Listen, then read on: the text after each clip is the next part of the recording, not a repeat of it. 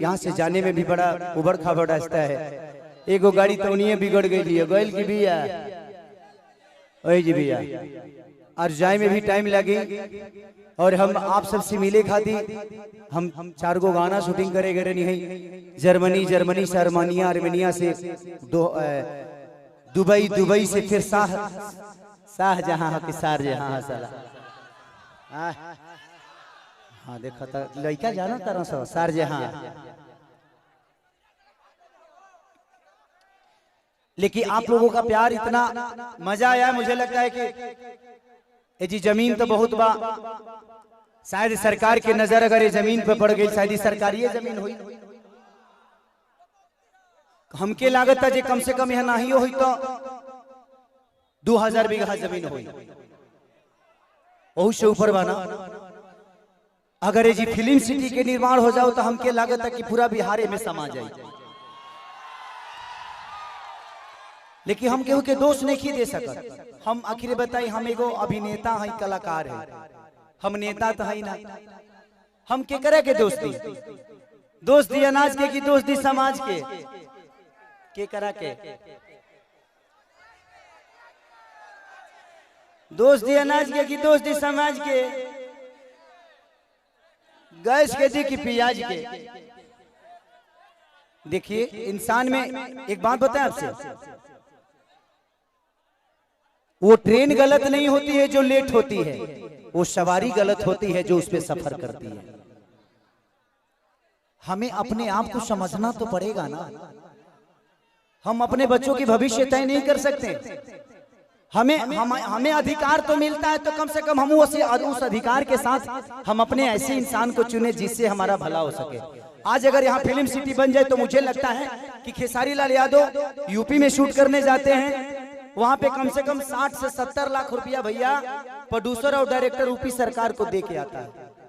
वहां कम से कम 300 लोगों को रोज रोजी मिलेला, रोज कलाकार रोजी पैदा होले, रोज कलाकार काम करेले। लेकिन बिहार सरकार के कोनो चिंता नहीं है।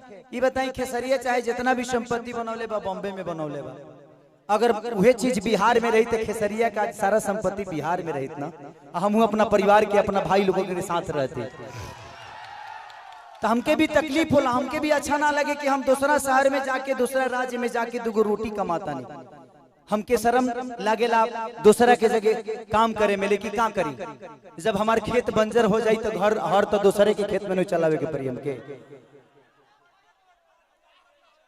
और हमारा खेत बंजर, हम किसान हो के भी इस खेत को आबाद नहीं कर पा रहे हैं, तो गलती हमारी है। गलती हमारी ये है कि हम जब इलेक्शन आता है तो खाली 2 फ्रूटी पिए के बाद तुरंत बटन दूसरा जगह चल जाता है। सबसे पहले एक दिन की खुशी को मारना पड़ेगा अगर आपको पूरे जीवन की खुशी लेना है। एक दिन की खुशी को जिस दिन आप मार दीजिएगा, अधिकार वो आपका नहीं है, वो आपके बच्चे का भविष्य है जो आपको तय करना है। पैदा करना ही बच्चों का भविष्य नहीं होता, शिक्षा देना ही भविष्य नहीं होता। ये बताई खेसारी के बेटा बेटी एवं खेसारी का लगे पैसा बा तो अमेरिका में पढ़ा दिए हैं, लेकिन सबका लगे सक्षम तो नहीं खे ना जब अपना बेटा बेटी का अमेरिका में पढ़ाई।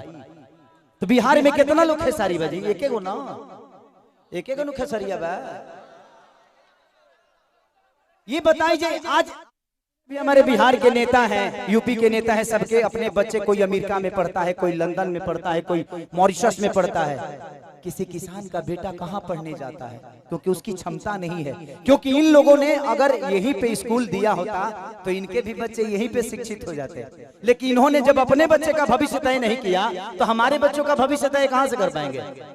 अब यह बताइए कि यूट्यूब पर डाल दी तो लोग कहिए खेसरिया राजनेता हो गए। अब हम अपन दुखों ना कह सकीले। अच्छा हम नाजायज बोलते हैं चाचा। अभी बताइए खेसरिया जब अपना खातिर हॉस्पिटल नहीं बनवले तब गांव भर का इलाज कहां से कराई? तो जब ये हमारे नेता अपना इलाज कराने के लिए एम्स में जाते हैं, हमारे नेता अपना इलाज कराने के लिए बॉम्बे जाते हैं, विदेश जाते हैं, तो ये बताइए जब ये अपने इलाज के लिए अस्पताल नहीं खुलवाए तो हमारे इलाज के लिए कहां से खुलवा पाएंगे? मेरी उम्र आज 28 से 30 वर्ष की हो गई। 30 वर्ष से हो सकता है 5 वर्ष बाद मुझे होश आ गया होगा। 25 वर्ष से तो ऐसा ही देख रहा हूं कि हमारा बिहार में बदलाव कुछ नहीं हुआ है। दारू बंद हुआ है तब वो मिलिए रहा है। इसमें दोष हम सरकार को नहीं देंगे, क्योंकि हमारे पास रोजी नहीं है, हम अपनी रोजी ढूंढते हैं, वो चाहे हमें नशा में मिले या बुराई करके मिले या किसी का मर्डर करके मिले। हमारे पास अगर रोजी होती, हमारे पास काम होता, हमारे पास किसी का विश्वास होता, तो शायद आज हम भी बेकार नहीं होते, किसी फैक्ट्री में अपने ही जिला में, अपने ही गृह जिला में, अपने ही घर में काम करते। तो जब इंसान बेकार होता है तो वो गलत काम करता है। तो गलत काम तभी होता है जब इंसान फुर्सत में होला। एक गलत काम हो तारा टाइमे ना मिली, अच्छा ही बताओ तार गेहूं के दमरी आई तो तू दूसरे के टिकोड़ा तुरे जीवो, तू अपन गेहूं दई बना। तो जब हमारे पास अपना वर्क होता, हमारे पास फैक्ट्रियां होती, तो आज हमारे भी घर की औरतें अपने पति के साथ रहती। ये अपने पति के लिए तरसती नहीं कि होली में आएंगे तो दीपावली में आएंगे। आज हम अपने बच्चों के साथ होली मनाते, दीपावली मनाते। हमें दीपावली मनाने के लिए किसी का परमिशन लेना पड़ता है, किसी से लेटर देना पड़ता है कि सर हमको जाना है, अपने बीबी के पास छठ आ गया है। तो हमें तो त्योहार मनाने की भी आजादी नहीं मिलती है।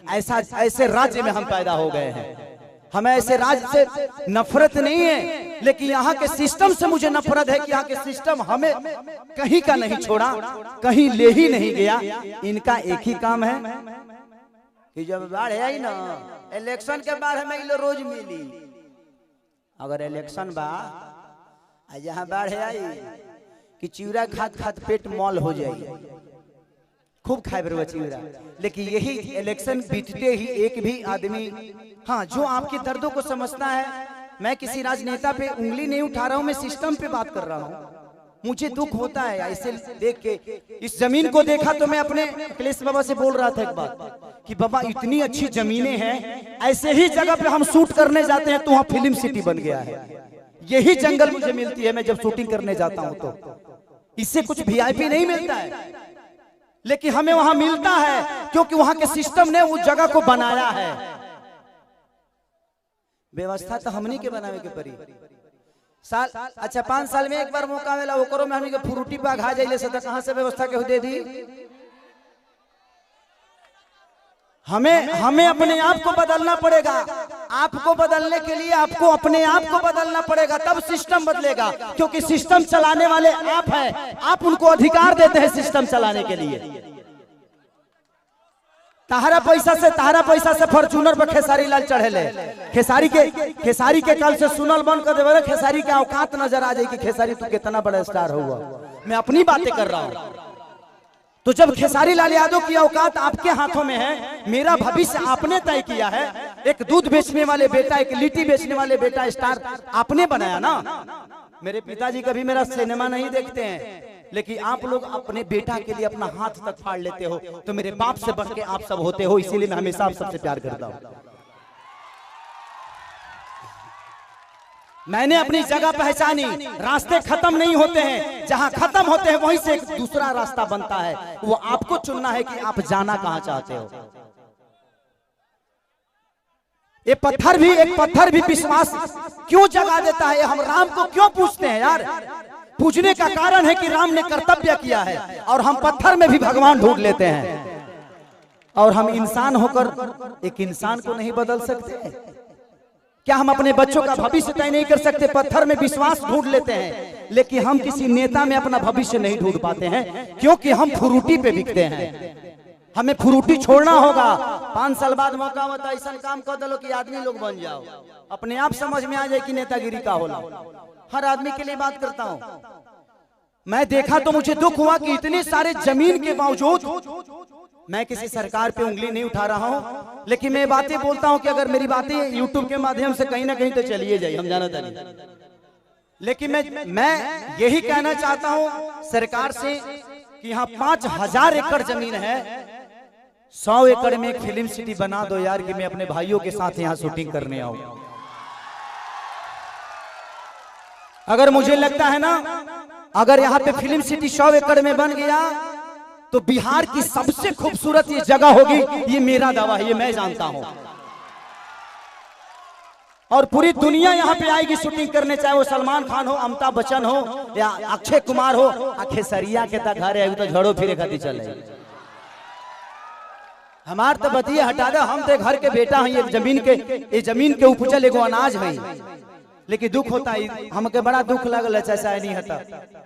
ये जगह देख के दुख ना लगल है, इतना सुंदर जगह बाने ओकरा बावजूदो हमनी के अपना जमीन पर फसल नहीं किस उगा पावत।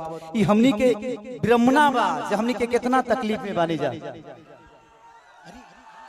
अरे आप पिता हैं, क्या कहूँ।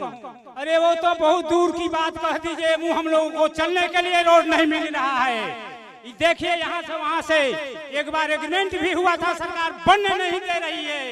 हम लोग क्या करें, अब कोई रास्ता नहीं मिल रहा है। तिल्हार से यहाँ आने जाने के लिए सेमरा तक रोड हुआ था, सरकार वन विभाग करने नहीं दे रहा है। ये तो बड़ी बात कह दी, 500 बीघा काम करने के लिए। एगो बात बताई, हम बहुत गरीब परिवार के बेटे लगे 50-100 करोड़ 200 करोड़ रुपया नहीं थे, लेकिन भगवान अगर हमके बहुत बड़ा जहिया बना दी है ना, हम वादा करत नहीं। हम ऐसे वादा करके देखिए, हम नेता ना है, हमके वोट नहीं खेले के, और वो लोग आशीर्वाद देवे दिले हमारे खातिर बहुत बा। हम वादा करत नहीं कि भगवान अगर हमके बहुत बड़ा आदमी बना दे ना, तो हम अपना पैसा से फिल्म सिटी बनाए भेजी गया, जमीन लोग लोग दे। इससे इतना नीमन जगह हम साउथ में, अभी साउथ के सिनेमा करके नहीं है, इतना नीमन जगह हमके साउथ में ना मिलल। हम अपना जीवन में पहली बार जगह पाइल बानी, इस जगह पे आया, इस जगह पे आके ऐसा